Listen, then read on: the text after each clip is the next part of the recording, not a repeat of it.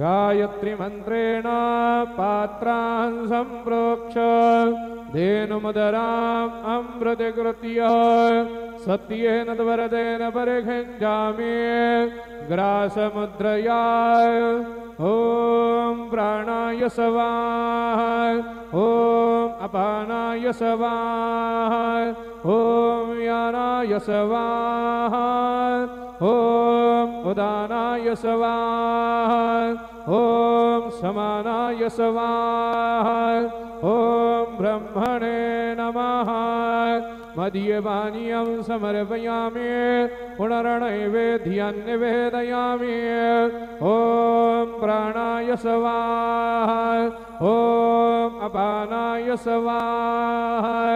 ॐ यानाय स्वाहा ॐ उदानाय स्वाहा